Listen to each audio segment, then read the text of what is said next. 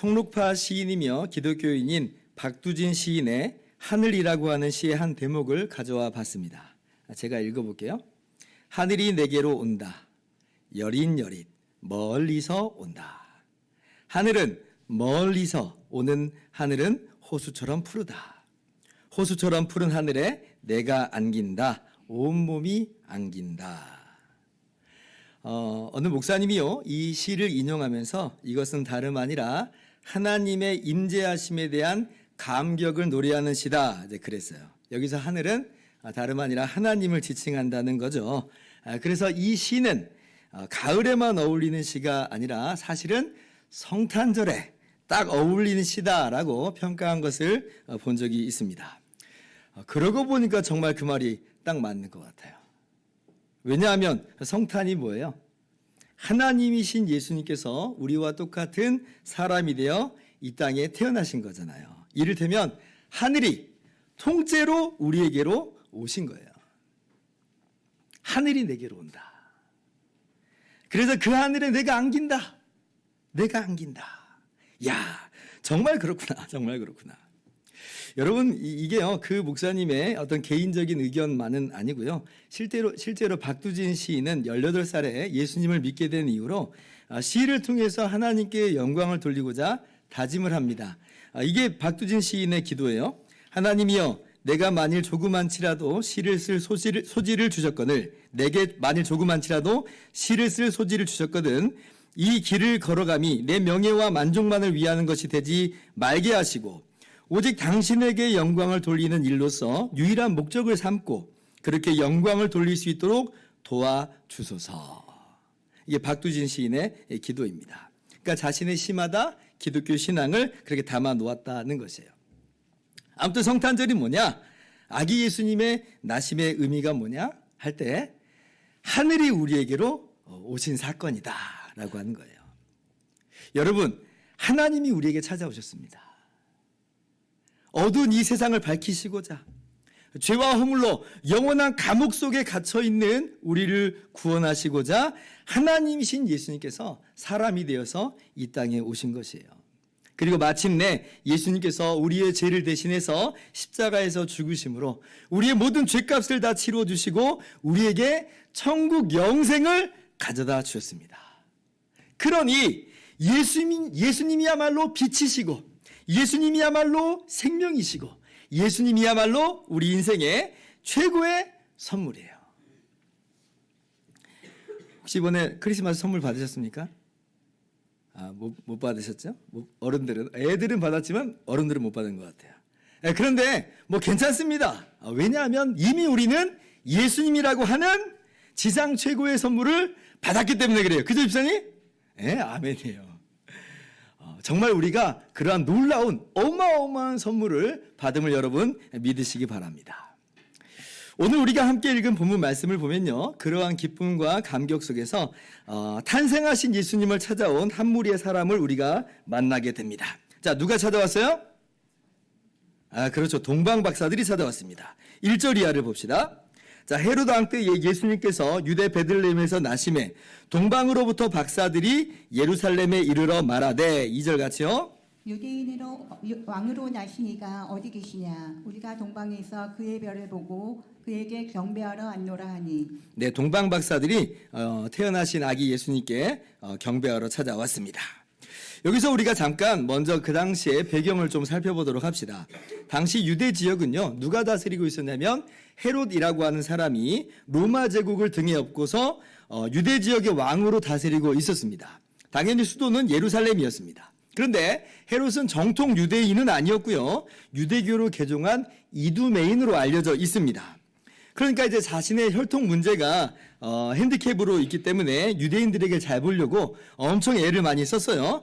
그러면서 다른 한편으로는 자신의 왕권에 위협이 되는 그런 사람이라고 한다면 가차없이 제거를 해버렸습니다. 대표적으로 자신의 아내도 그래서 죽였어요. 그러니까 아내가 왕권에 위협이 된다고 해서 아내를 죽여요. 그리고 말년에는 자신의 친아들까지도 죽입니다. 엄청나죠? 이 정신병이 있는 거 아닌가 모르겠어요, 이 정도면. 그런 걸 보면 여러분 헤롯이 왜 아기 예수님을 죽이려고 혈안이 되어서 있는지를 우리가 잘 알 수가 있는 것이죠. 자, 그런데 그 헤롯 왕 때에 예수님께서 태어나신 것이에요. 근데 우리가 잘 알다시피 예수님이 왕궁에서 태어난 건 아니고 무슨 헤롯 왕가의 일원으로 태어나신 것 전혀 아닙니다. 다윗의 자손 요셉, 그 요셉과 정혼한 처녀 마리아에게서 마리아를 통해서 이 땅에 오신 것이에요. 근데 이제 다윗의 자손이라고는 하지만 뭐 그렇게 잘 나가는 집안은 아니었고 어떻게 보면 가난한 목수에 불과하다 그랬죠. 우리가 주일날도 잠깐 말씀을 드린 것처럼 누일 곳이 없어서 어디에 누웠다고요? 구유에 누웠다고요. 짐승의 여물통인 구유에 누이시기까지 하였다.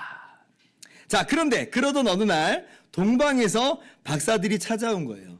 그러면서 뭐라고 지금 수소문을 하냐면 유대인의 왕이 태어나셨다.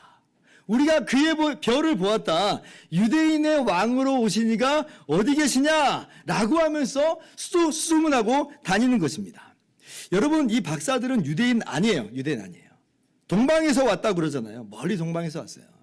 물론 구체적으로 어느 정도까지 멀리서 왔는지는 모르지만 근데 굉장히 먼 거리에 있는 아마도 페르시아 정도는 되는 아마 그런 거리에서 찾아온 것이 아닌가 우리가 생각을 해볼 수가 있습니다. 아니 목사님 어떻게 뭐 그렇게 먼 거리에 왔다고 우리가 이야기를 할 수가 있나요? 라고 할 때 여기에는 근거가 분명하게 있죠. 자, 7절을 한번 성경 한번 보세요. 헤롯이 이 별이 나타난 때를 박사들에게 자세히 묻습니다. 예수님의 탄생과 더불어서 별이 출현했다고 보는 거죠. 그리고 나중에 16절을 보면 아기 예수님을 죽이려고 하는데 베들레헴 인근에 있는 모든 아이들을 다 죽여버려요. 근데 이 어떤 나이를 기준으로 삼냐면 별이 나타난 때를 기준으로 해서 2살 아래로 다 죽였다고 그래요. 2살 아래로. 왜 2살이겠어요? 동방 박사들이 만약에 가까운 데서 근거리에서 왔으면 이를테면 별이 나타날 때가 얼마 안 됐으면 그러지 않았겠죠. 뭐 1살 아래로 뭐 신생아를 대상으로 그런 짓을 저질렀겠습니다마는 근데 2살이라고 하는 얘기는 뭐예요? 별이 출현할 때가 사실 좀 됐다는 거예요.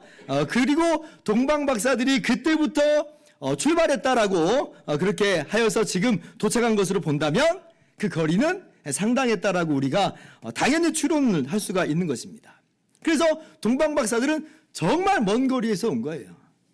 유대인이 아닌 이방인들이에요. 정말 수고를 마다하지 않고 예수님 태어나신 것을 경배하기 위해서 이렇게 유대 땅으로 찾아온 것임을 우리가 알 수가 있는 것입니다. 그런데 이제 유대인의 왕이 나신 것만 알았지 구체적으로 어디에서 나셨는지 모르고 그러니까 일단 어디로 들어온 거예요? 유대인의 왕은 당연히 수도에서 태어났겠지 하면서 예루살렘으로 지금 들어온 거예요. 그러면서 수소문한 거죠. 그러니까 이제 막 예루살렘은 발칵 뒤집힌 겁니다. 3절 보세요. 헤로드 왕과 온 예루살렘이 듣고 소동한지라. 왜 지금 발칵 뒤집혀요? 지금 유대 지역 누가 다스리고 있다고 그랬어요? 헤롯 왕이 지금 다스리고 있는 중이거든요. 근데 지금 동방 박사들이 와서는 헤롯과 그의 가문을 찾아다니지 않아요. 이런 수준의 왕은 아니라고 하는 거예요. 정말 특별한 왕이 오셨다. 유대인의 왕. 4절을 보면 그리스도가 오셨다는 거예요. 그리스도가. 구원자가 오셨다. 라고 하면서 지금 찾는 겁니다. 그러니까 다들 어쩔 줄을 모르고 있는 상황이 된 거예요. 자, 그런데 우리는 예수님께서 어디서 태어나셨는지를 알죠. 예수님 예루살렘에서 태어나지 않으셨습니다. 예수님 어디서 태어나셨어요? 마구간인데 어디에 있는 마구간? 그렇죠. 유대 지역의 베들레헴에서 태어나십니다. 베들레헴은 어디냐면 예루살렘에서 남쪽으로 한 10km 정도 더 내려가면 있는 작은 시골 동네입니다. 이거는요, 구원자로 오시는 메시아, 즉 그리스도에 대한 구약의 예언을 잘 아는 성경학자들은 이미 잘 알고 있는 내용이에요. 왜냐하면 예수님께서 태어나시기 700년 전에 미가 선지자가 이미 예언한 바거든요. 헤롯 왕이 유대인의 왕, 즉 그리스도가 어디서 나겠느냐고 성경학자들에게 물어보니까 대답이 딱 나오잖아요. 5절 보세요. 이르되 유대 베들레헴이오니 이는 선지자로 이렇게 기록된 바. 6절 같이 읽습니다. 또 유대 땅 베들레헴아 너는 유대 고을 중에서 가장 작지 아니하도다. 내게서 한 다스리는 자가 나와서 내 백성 이스라엘의 목자가 되리라 하였음이니이다. 유대 땅 베들레헴아, 굉장히 작은 동네라고 했어요. 그런데 가장 작지 아니하도다. 왜냐하면 내게서 한 다스리는 자가 나올 것이다. 그가 목자가 될 것이다 라고 하는 거예요. 그러니까 베들레헴에서 태어나신다라고 이미 예언된 바입니다. 그러니까 이제 동방 박사들이 그 이야기를 전해 듣고는 이제 어디로 가게 되냐면 베들레헴을 향해서 가는 거예요. 근데 이제 가는데 문득 구절을 보니까 마침 그 별이, 동방에서 봤던 그 별이 내비게이션처럼, 정말 내비게이션처럼 동방 박사들을 인도해 가요. 그리고 아기 예수님께서 거하신 집으로 딱 안내하는 거예요. 그 집 위에 머물러 있더라. 사실 그리스도께서 나신 곳이 베들레헴인 줄은 알았지만 구체적으로 어느 집인지는 모르는 거잖아요. 이거 뭐 다 수소문해 볼 수도 없고. 그런데 별이 이렇게 인도해 주니까 동방 박사들이 얼마나 기뻤겠어요. 딱 그 집에 멈춰 주니까 얼마나 기뻤겠어요. 그래서 10절에 그들이 별을 보고 매우 크게 기뻐하더라 이제 그러죠. 그래서 동방 박사들이 아기 예수님을 찾아뵙고 경배하는 것입니다. 근데 딱 경배를 하는데 지금 여기 왕궁도 아니잖아요. 그죠? 누추한 집에 누인 평범한 아기를 보고 있을 따름인데 그 아기를 보고 경배를 합니다. 여기 동방 박사들이 여기에서 어떠한 추후의 의심이나 망설임이 엿보이지 않아요. 아기 예수님의 외모나 어떤 환경을 보고 평가하지 않는다는 거예요. 이분이 그리스도라고 확신하고 있습니다. 그리고 그들이 멀리서부터 준비해온 세 가지 예물을 바로 그 아기 예수님께 드리는 거죠. 11절 말씀 같이 읽어봅시다. 시작. 집에 들어가 아기와 그의 어머니 마리아가 함께 있는 것을 보고 엎드려 아기께 경배하고 보배압을 열어 황금과 유향과 모략을 예물로 드리니라. 아멘. 여러분, 이것이 오늘 예수님의 탄생에 얽혀있는 한 잘 알려진 이야기인데요. 저는 오늘 말씀을 보면서 이 이야기는 다름 아니라 동방 박사들만의 이야기가 아니라 바로 우리들의 이야기의 한 양상이로구나 라고 하는 생각이 들었습니다. 우리가 마치 동방 박사 같다는 거예요. 여러분, 오늘 동방 박사들은요 그저 하나의 호기심으로 그렇게 찾아온 사람들이 아닙니다. 이미 그들의 목적을 밝혔죠. 왜 찾아왔다고 그랬어요? 아기께 경배하려고 왔다. 경배라고 하는 건 뭐냐면 왕에게 지금 내가 무릎을 꿇는다는 거예요. 왕으로서 인정하겠다라고 하는 그런 마음으로 찾아왔다는 겁니다. 경배하기 위해서. 그래서 그 먼 거리와 수고를 마다하지 않은 것이에요. 이게 무슨 호기심 때문이겠어요? 그 정도가 아니에요. 그 이상인 거죠. 그리고 이 동방 박사들인 예물도 보세요. 그 귀하고 값진 황금과 유향과 모략을 드립니다. 이게 무슨 돌잔치 선물 아니고 무슨 집들이 선물도 아니에요. 정말 최고로 값진 예물을 준비해서 가지고 왔어요. 그리고 그렇게 예물을 드리는데 무슨 대가를 바라고 뇌물처럼 드리는 것도 아닙니다. 그냥 드리는 거예요. 왕께 드리는 예물입니다 하고 드려요. 왜 그래요? 유대인의 왕으로 오신 이가, 즉 그리스도가 유대인만 구원하는 것이 아니라 모든 나라와 모든 민족의 구원자임을 기꺼이 인정하는 거예요. 자신들은 이방인에 불과하지만 유대인의 왕으로 오시니까 바로 우리의 왕도 되신다라고 하는 그러한 믿음을 가지고 아기 예수님께 와서 기꺼이 예수님을 왕으로 인정하고 그 앞에 굴복하면서 경배하는 거죠. 그래서 그 먼 거리를 수고를 마다하지 않고 찾아와서 이렇게 예물까지 드리는 것입니다. 자, 근데 우리도 보면 어때요? 자, 우리 유대인이에요, 이방인이에요? 우리 이방인이죠. 우리 유대인 아니에요. 자, 우리 동쪽에 있어요, 서쪽에 있어요? 동쪽에 있네요. 그죠? 공교롭게 거리도 굉장히 멀어요. 그래요. 그죠? 근데 뭐 그런 거 뭐 중요하지 않고 우리가 정말 이 아침에, 이 성탄절 아침에 지금 하고 있는 거 한번 보세요. 우리가 이 성탄절 아침에 모여서 뭐 하고 있어요? 남들 지금 다 연말이니 뭐니 하면서 지금 막 흥청망청하고 있는 이 시간 속에서 우리는 이 아침에 예수님을 예배하고자, 경배하고자 이 자리에 함께 모였어요. 그죠? 그리고 그렇게 함께 하나님을 예배하고 있습니다. 예수님께 경배 드리고 있어요. 이게 누구의 모습이에요? 저는 그렇게 생각하는 거예요. 동방 박사들의 모습이다. 이게 바로 동방 박사들의 모습이 아니고 뭔가 이런 생각이 들었다는 거예요. 물론 예수님이 지금 태어나셔서 우리 눈앞에 계신 것은 아닙니다. 그러나 우리는 십자가에서 죽으시고 부활하신, 그래서 하늘로 올리우셔서 지금도 살아계신 예수님의 보좌 함께 모인 거예요. 그죠? 우리가 지금 별을 보고 나온 것은 아니에요. 그러나 우리는 저 하늘의 별보다 더 밝게 빛나는, 우리 죄를 대신해서 십자가에 달리신 주님의 은혜와 사랑의 빛을 봤어요. 봤어요? 못 봤어요? 봤잖아요. 주님의 은혜와 사랑의 빛을 보고 그 빛에 이끌려서 예수님 앞에 나온 사람들이에요. 그리고 동방박사들이 아기 예수님을 보고 한치의 망설임 없이 자신들의 왕께 드리는 경배로서 경배를 드린 것처럼, 우리는 십자가에 달린 예수 그리스도를 한치의 망설임 없이 나의 구원자와 나의 주님으로 믿고 고백하면서 예배하고 있습니다. 그러니까 동방박사들이나 우리나 사실은 같은 무리들이다, 같은 사람들이다 라고 하는 것이에요. 여러분이 동방박사 같은 그런 모습으로 이 자리에 모인 줄 믿으시죠? 예, 우리가 그렇게 모인 거예요. 자, 그렇다면 동방박사들이 지금 유대인의 왕이요, 세상 모든 민족의 구원자 그리스도로 오신 예수님께 세 가지 예물을 준비하여 드렸는데, 자, 여러분은 어떤 예물을 준비하셨습니까? 예물 준비되셨습니까? 물론 우리가 예물이 없다고 해서 예수님께 경배하는데 지장이 있는 것은 아닙니다. 그런데 동방박사들이 세 가지 예물을 준비하여서 드린 것처럼 우리도 그렇게 주님께 예물을 드린다면 정말 너무나 좋겠죠. 자, 그렇다면 우리는 어떤 예물을 주님께 드릴 수 있는지, 오늘 우리가 주님께 드리는 우리의 예물을 한번 같이 점검해 보도록 합시다. 자, 동방박사들이 세 가지 예물을 가지고 왔으니까 저도 오늘 말씀을 세 가지로 적용을 해봤습니다. 첫째로, 우리는 우리를 구원하신 예수님께 시간의 예물을 드려야 되겠습니다. 여러분의 시간이라고 하는 예물을 주님께 드리시기를 바랍니다. 자, 오늘 동방박사들 이야기를 한번 봅시다. 가까운 거리 아니라고 그랬어요. 당시로서는 좋게 1년 정도 되는 거리를 어쩌면 왔다 하였습니다. 왕복 1년이든지 아니면 편도 1년이든지 어마어마한 길을 왔어요. 뭐하러 온 거예요? 예수님을 경배하기 위해서, 예수님을 예배하기 위해서. 여러분, 예수님 한번 보자고, 예수님 태어나신 거 그거 한번 보자고 세상에 1년, 2년을 허비하는가? 이게 뭐예요? 저는 이것이 동방박사들의 예물이라고 저는 생각합니다.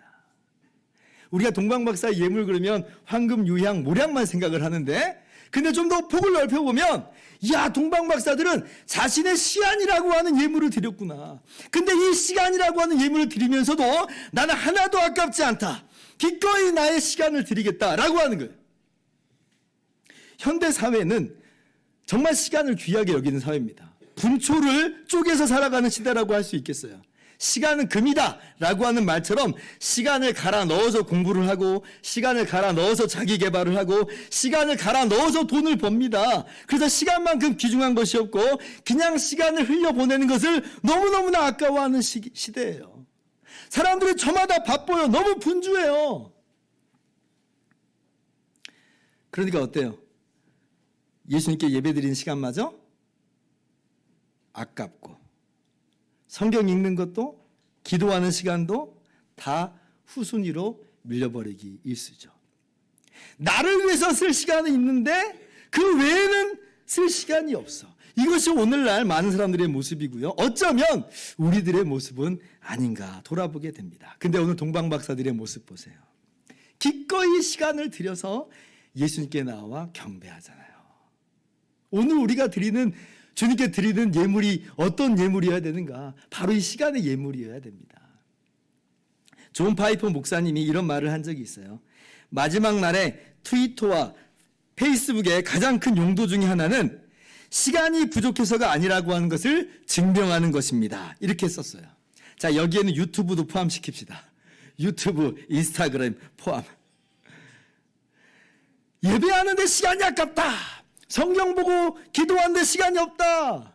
여러분, 여러분의 유튜브와 SNS가 그렇지 않음을 증명할 겁니다. 우리가 우리의 구원자 예수 그리스도께 즐거이 우리의 시간이라고 하는 예물을 드릴 수 있기를 바랍니다. 둘째로, 우리가 어떤 예물을 준비하여 드릴 것인가 할 때에 우리를 구원하신 예수님께 우리의 수고의 예물을 드리도록 합시다. 수고라고 하는 예물을 드리자는 거예요. 또 다시 한번 동방박사들의 여정을 그려봅시다. 자, 1년, 2년간의 시간 속에서는 지금 뭐가 들어가 있는 거예요? 그 긴 시간, 그 먼 거리를 다녀야 하는 육체적인 수고로움이 있죠. 게다가 지금 자기 집도 아니고 계속 야영을 하든지 아니면 무슨 뭐 여관집을 전전하든지 하는 불편함을 감수하고 그런 수고로움을 하고 있는 것이에요.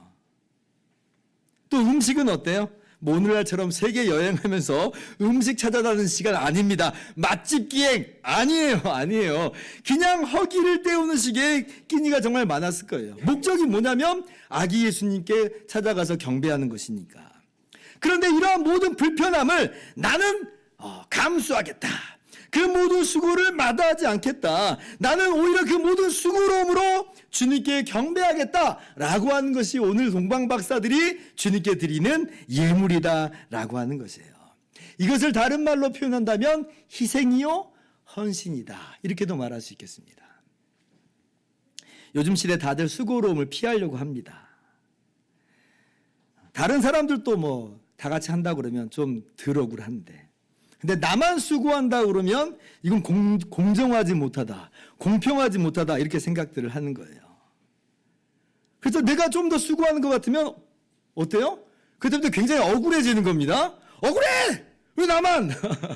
그래요. 왜 내가 더 다른 사람들 안 하는데 왜 내가 이렇게 해야 되나? 나도 안 할래. 굳이 나도 할 필요 없지. 예, 그런 마음이 드는 게 우리 사람의 인지상정이에요. 자, 그런데 문제는 예수님을 섬기는 것에 있어서도 그러한 마음을 갖는 게 과연 합당하느냐라는 거예요. 과연 합당하냐. 예수님이 우리에게 과연 그 정도뿐인가? 한번 돌아볼 필요가 있습니다. 그래요? 그렇지 않죠. 우린 다른 사람 볼 필요가 없는 거예요. 우리 예수님께 경배하기 위해서 우리는 기꺼이 우리의 수고를 기울이는 그러한 자세를 가져야 되는 것입니다. 왜냐하면 주님께서 우리를 위해서 그 수고로움을 마다하지 않았잖아요. 하늘 보좌에서 사람이 되어 오시는 그 수고로움이 있었어요. 그리고 우리를 위해서 대신 십자가를 지기까지 하는 그 수고로움이 있었어요. 왜 예수님은 그러신 거예요 도대체? 우리를 사랑하셔서. 그럼 우리도 주님을 사랑함으로 어때요? 우리에게 수고로움은 그렇게 중요하지 않는다는 거예요. 2년 전에 우리 교회에서 거제도에 여름 수련회를 갔는데 장사도 해상공원이라고 하는 곳에 배 타고 들어간 적이 있습니다. 아마 가신 분들 기억하실 거예요. 거기 보면 예배당이 하나 있는데요. 그 앞에 이런 안내판이 있어서 제가 사진을 찍어 보았습니다. 1973년 옥미조 선생님께서 초등학교 선생님이었어요.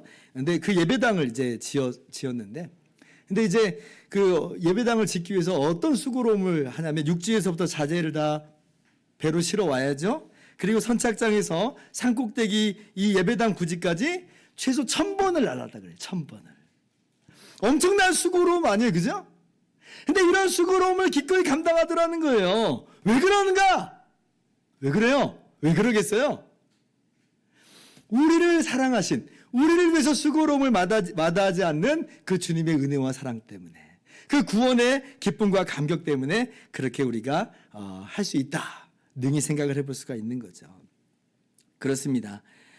우리가 예수님을 예배하는 것에 있어서, 그리고 우리의 일상에서 주님을 섬기는 모든 순간에 있어서 다소간의 수고로움이, 희생이 있을 수 있어요. 그죠? 그러나 수고를 마다하지 않고 예배하며 희생을 마다하지 않고 주님을 섬기는 여러분의 삶 속에서 하나님께서 놀라운 역사를 이루시고요.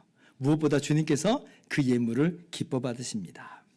수고와 헌신과 희생과 봉사와 섬김이라는 그러한 예물로서 즐거이 주 앞에 드리실 수 있기를 주님의 이름으로 축원합니다.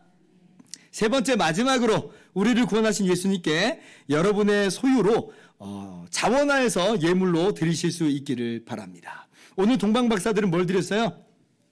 황금과 유향과 몰약을 예물로 드렸습니다. 학자들은 대체로 이것이 이제 예수님의 이 땅에서의 사역을 예표하는 것이다, 이제 이렇게 해석을 합니다. 황금은 왕으로 오신 예수님, 유향은 선지자로 오신 예수님, 몰약은 제사장으로 오신 예수님의 사역을 나타낸다라고 하는 거예요. 예, 아마도 그럴 가능성이 큽니다. 그런데 어쨌거나 제가 오늘 그 얘기를 하자는 건 아니고 어쨌거나 동방 박사들이 뭘 했다는 거예요? 자신들의 소유물로 기꺼이 예수님께 드렸다라고 하는 걸 여러분들과 함께 나누고 싶은 거예요. 이들이 그렇게 기꺼이 드릴 수 있는 이유는 뭐예요? 역시 마찬가지죠. 우리를 구원하신 예수님, 우리를 구원하시기 위해서 이 땅에 오신 예수님, 하나님이신 예수님이 사람이 되어 오시고 우리를 위해서 대신 십자가에서 죽기까지 물과 피를 아낌없이 다 쏟아주신 우리 예수님, 그죠? 주님의 몸을 우리 가운데 다 찢어주신 예수님, 그 주님의 은혜와 사랑에 대한 감격 때문에 그래서 기꺼이 이 예물을 주님께 드릴 수 있었던 것이고, 그리고 우리가 어떻게 하고 있어요? 우리도 마찬가지로 그렇게 주님께 감격해하면서 예물을 드리고 있죠. 얼마 전에 감동적 기사를 하나 읽었는데요. 홍계양이라고 하는 90세 되신 할머니가 세상을 떠나면서 전 재산을 사회복지단체에 기부하고 돌아가셨다라고 하는 내용이었습니다. 4층짜리 사진 아직 주지 마세요. 네. 사진 주지 마세요. 자, 사진 돌려. 사진을 뒤로 돌려. 아, 그렇죠. 네.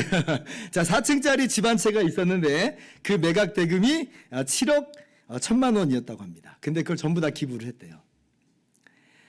그리고 돌아가시기 일주일 전에 병문안 온 사회복지 담당자에게 이 경로당 따신 밥 하면서 밥 한 끼 대접해 드리라고. 그러니까 이제 그걸 또 알아듣고 경로당의 어르신들한테 밥 대접하라는 말씀이시죠? 그래서 베개 밑에 있는 통장 하나를 꺼내주시는데 그 통장에 2천만 원이라고 하는 돈이 들어 있었습니다. 그리고 이제 일주일 뒤에 또 소천하신 거예요. 그러니까 가진 모든 집도 또 모든 자산도 다 그냥 기부하고 가신 거예요. 그러면 이분이 평생 그렇게 잘 사는 분이었느냐? 아니요, 전혀 그렇지 않습니다. 시장 바닥에서 노점상도 하고 공장 일도 하고 평생을 억척스럽게 사신 분이에요. 그래서 사실은 이 사회복지 담당자가 할머니 유상기부 취소하시고요. 그 돈으로 고급 요양원 같은 데 가셔서 좀 말년에 마지막 가실 때만이라도 편하게 지내세요 라고 이야기했는데 그걸 거절을 한 거예요. 뭐라고 거절했냐면 평생 이곤란 이 고생 좀만 더 하면 되지 하고 이제 거절을 했다라고 합니다. 그래서 제가 참 대단하시네, 정말 너무 훌륭하시다라고 그렇게 생각을 했는데, 근데 아니나 다를까 장례식 사진 보니까 이제 짠, 그렇죠. 장례식 사진 보니까 집사님이에요. 집사님. 집사님이구나. 역시 다르다. 집사님 다르다. 왜 그렇습니까? 주님께서 십자가로 말미암아 우리 가운데 이루신 구원으로 인해서 우리 가운데 무엇이 예비되어 있어요? 새하늘과 새 땅이 하나님의 나라가 예비되어 있잖아요. 우리가 주님과 함께 영광의 나라에서 왕노릇하게 되잖아요. 그러니 이 땅에서 우리가 조금 누리지 못한다 할지라도 그게 대수롭지 않다는 거예요. 이 땅에 있는 것들은 마치 잠시 잠깐 있는 안개와도 같은 것이다. 여기에 우리가 집착할 것은 아니다. 오히려 주님께서 말씀하신 것처럼 이 땅의 보물을 쌓는 것이 아니라 하늘의 보물을 쌓고 살아가는 것이 마땅하다라고 하는 것이죠. 오늘 그것을 동방박사들이 보여주고 있고 또 이 홍계양 할머니가 우리 가운데 보여주고 있습니다. 이 세상 사람들은 하나라도 더 잡으려고 움켜쥐고 살고 있는데, 그러나 우리가 어떻게 살아야 되냐 할 때 나누면서 베풀면서 그러면서 살아가야 되는 거예요. 이것이 우리가 주님께 드려야 되는 우리의 소유요, 우리의 예물인 줄을 믿습니다. 예수님께서 우리에게 아낌없이 베풀어 주신 것처럼 우리가 주님을 본받아 그러한 삶을 살아가는 저와 여러분 모두 되기를 주님의 이름으로 축원합니다. 자, 이제 말씀을 마치겠습니다. 오늘 제가 박두진 시인의 시로 설교를 시작을 했는데요. 하늘이 내게 오셨으니 이제 하나님께 영광을 돌리기 위해서 나는 산다 라고 하는 그런 고백을 우리가 함께 들었습니다. 우리가 어떻게 살아가야 되는가, 그런 마음으로 살아가야 될 줄 믿어요. 하나님이 우리에게 찾아와 주셨으니, 그리고 대신 십자가에서 죽으심으로 우리를 구원하셨으니, 그러니 우리가 우리 주님을 우리 마음 가운데 모시고, 그리고 이제는 주님을 위해서 살아가는 우리의 삶이 되는 것이 마땅하다라고 하는 거예요. 구체적으로 어떻게 적용하면서 동방박사들처럼 세 가지 예물로서 주님께 드리면서 그렇게 우리가 주님을 위해서 살아가는 삶을 살아갈 수 있기를 바랍니다. 우리의 시간과 우리의 소유와 우리의 수고와 우리의 소유로서 그렇게 주님께 예물을 드리며 그렇게 주님을 예배하면서 그렇게 살아가시는 저와 여러분들 되기를 주님의 이름으로 소원합니다. 함께 찬양하고 기도하는 시간을 갖도록 합시다. 그가 오신 이유라고 하는 찬양이에요. 주님께서 이 땅에 오신 것은 부귀영화 받으려고 하신 게 아니고 오히려 죽으려고 이 땅 가운데 오셨죠. 우리 그 주님의 오심을 마음속에 새기면서 찬양하고 기도하는 시간을 제가 갖도록 하겠습니다.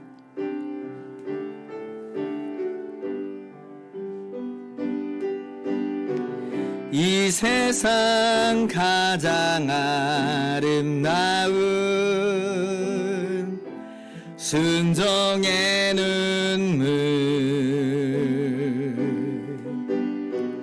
온 세상 다시 빛나게 한 생명의 눈물 그가 이 땅에 오신 이유 죽어야 살게 되고 져야만 승리하는 놀랍고 영원한 신비 지으신 그대로 회복시킨 우리의 창조주 그리스도 십자가의 길로 아버지 뜻 이루셨네 그가 이 땅에 오신 이유 이제 우리에게 맡겨진 그 소망 그 사랑 그 생명 아름답고 눈부신 십자가의 길 우리가 이 땅에 살아갈 그가 이 땅에 오신 이유 그가 이 땅에 오신 이유 죽어야 살게 되고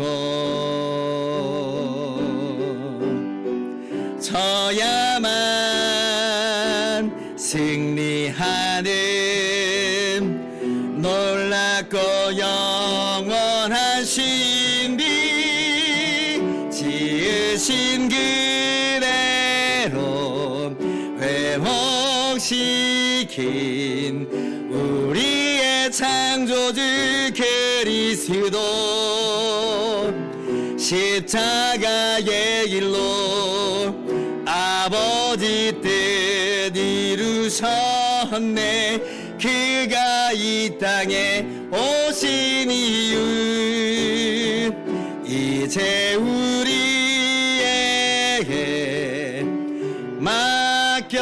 맡겨진 그 소망 그 사랑 그 생명 아름답고 눈부신 십자가의 길 우리가 이 땅에 살아가